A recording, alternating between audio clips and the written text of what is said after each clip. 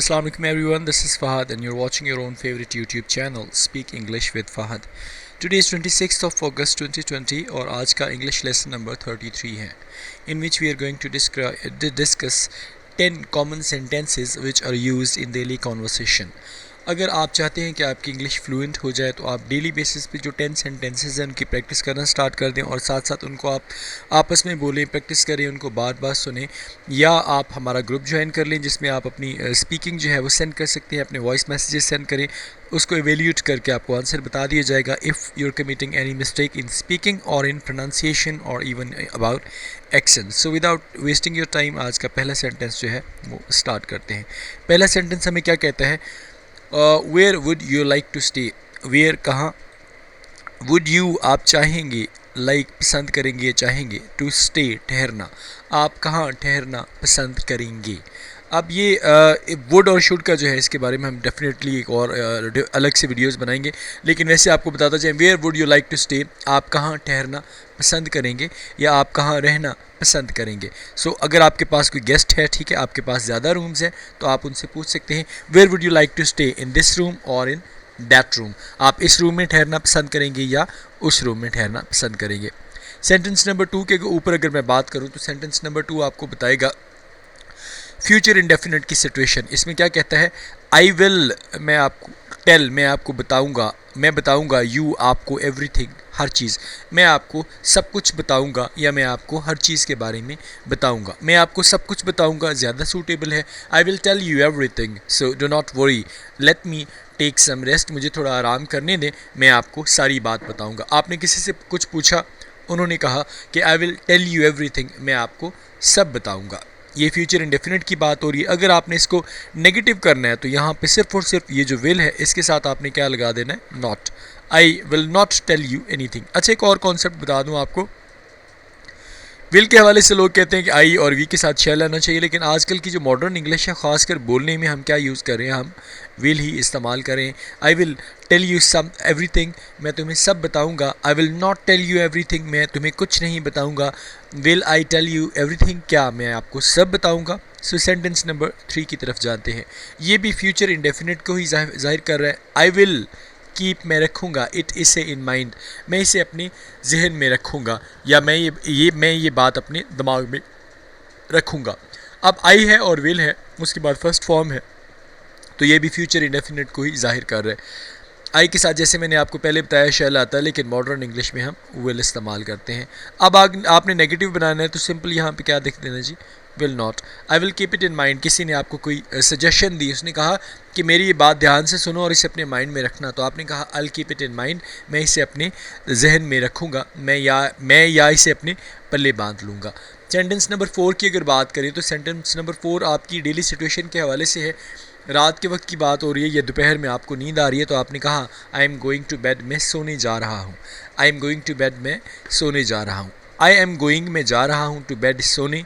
अब ये बेड में सोने का वर्ड हमने इस्तेमाल किया क्योंकि बेड को मोस्टली हम सोने के लिए इस्तेमाल करते हैं. I am going to bed, मैं सोने जा रहा हूँ. ये जो सेंटेंस है ये प्रेजेंट कॉन्टीन्यूस को सेंस करता है, बिकॉज ये जो हेल्पिंग वर्ब है ये वाला, ये प्रेजेंट का है, और ये जो गो के बाद आईएनजी लगा हुआ है, ये वर्ब की पहली फॉर्म के साथ आईएनजी है. सो जहाँ पे आपके पास हेल्पिंग वर्ब हो प्लस फर्स्ट फॉर्म के साथ आईएनजी हो, तो ये आपको बता देता है कि ये कॉन्टीन्यूस है. अब ये वाली जो चीज़ है ये आपको सेंस कर रहा है कि ये प्रेजेंट है, और ये वाली बात आपको सेंस कर रही है कि ये कॉन्टीन्यूस है. अब हेल्पिंग वर्ब प्रेजेंट के जो हैं वो इज़ एम आर हैं, और उसके बाद वर्ब की फर्स्ट फॉर्म के साथ आईएनजी अगर आता है तो ये प्रेजेंट कॉन्टीन्यूस हो जाता है. सेंटेंस नंबर 5 की अगर बात करें तो आप किसी से पूछ रहे हैं. वेयर, कहाँ से, डू यू आप, come I from, where do you come from, आपका ताल्लुक़ कहाँ से है. Where do you come from, आप कहाँ से ताल्लुक़ रखते हैं या आपका ताल्लुक़ कहाँ से है. अब कम फ्रॉम जो है इसके लिए आप ताल्लुक़ को इस्तेमाल करते हैं. आपका ताल्लुक़ कहाँ से है? Where do you come from. I am from Karachi, I am from Islamabad, I am from Lahore, I am from London, I am from Pakistan. और you can write any of the word instead of come from. ठीक है, आई am from, उसके बाद आप अपनी जो place है उसका नाम वहाँ पे लिख देंगे. सेंटेंस नंबर 6 की अगर बात करूँ तो ये दो लोगों के बारे में बात हो रही है. यू और मी, तुम और मैं. नीदर, ना तुम, नॉर, ना मैं. ना तुम और ना मैं. वेंट टू स्कूल, स्कूल गए. ना ही आप और ना ही मैं, ना ही आप और मैं स्कूल गए, यानी ना आप स्कूल गए ना मैं स्कूल गया। नीदर और नॉर जो है ना मैं ना आप, ठीक है।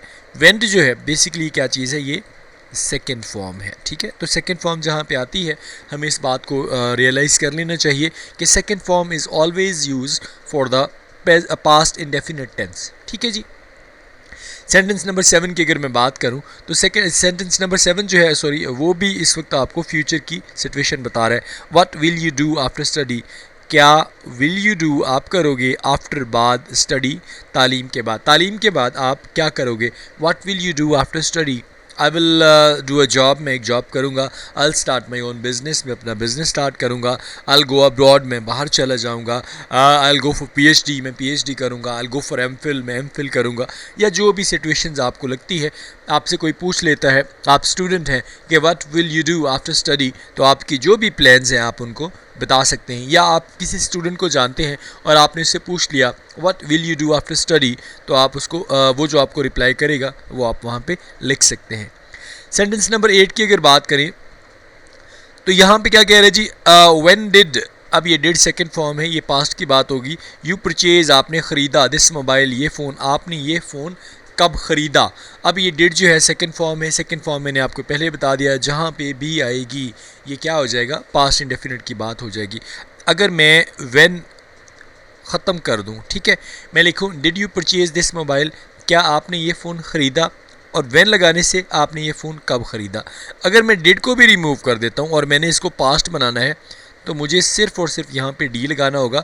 ये परचेज़ बेसिकली मेन वर्ब है, इसको हमने सेकंड फॉर्म देनी होगी। यू परचेज्ड दिस मोबाइल, आपने ये मोबाइल ख़रीदा। सेंटेंस नंबर 9 की अगर बात करें तो वो कहते हैं I do not know much about it, I do not know, मैं नहीं जानता, मच ज़्यादा, अबाउट इट, इसके बारे में, मैं इसके बारे में ज़्यादा नहीं जानता हूँ। अब ये डू है और ये नॉट है। ये डू नॉट बेसिकली जहाँ पे आता है ये प्रेजेंट इंडेफिनिट के हेल्पिंग वर्ब है, उसके बाद फर्स्ट फॉर्म है, तो सेंस यहाँ पे क्या बनेगी, ये प्रेजेंट इंडेफिनिट टेंस है। I do not know much about it, मैं इसके बारे में ज़्यादा नहीं जानता। सेंटेंस नंबर 10 की अगर बात करें, क्या कहता है, डू यू नो, क्या आपको पता है, where can I buy this mobile. अब कुछ लोग कहते हैं ना कैन की जगह ना वो इस्तेमाल कर लेते हैं फ्रॉम, ठीक है, लेकिन कैन ज़्यादा बेटर है while speaking. Where can I buy this mobile, मैं ये मोबाइल कहाँ से ख़रीदूँ, ठीक है, या मैं ये मोबाइल कहाँ से ख़रीदता हूँ। क्या तुम मुझे बता सकते हो कि मैं ये मोबाइल कहाँ से लूँ, या मैंने ये मोबाइल कहाँ से ख़रीदना है।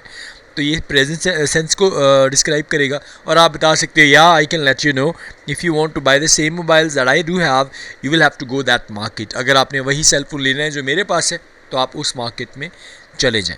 आज की जो असाइनमेंट है वो ये है कि जितने भी सेंटेंसेस पूछे गए उनमें से कोई भी 5 सेंटेंसेस के आपने आंसर्स देने हैं, जो भी आपको आंसर्स लगेंगे ठीक है, और कोशिश ये करनी है कि सेम टेंस में सेम सेंटेंस जो है उसी टेंस में आंसर करें जिसमें वो क्वेश्चन पूछा गया है। So that was all about today's English lesson. Sorry. See you tomorrow inshallah. अपना बहुत ज़्यादा ख्याल रखिएगा. Take good care of yourself. Stay home और stay safe. See you inshallah tomorrow. Assalamu alaikum. Allah Hafiz.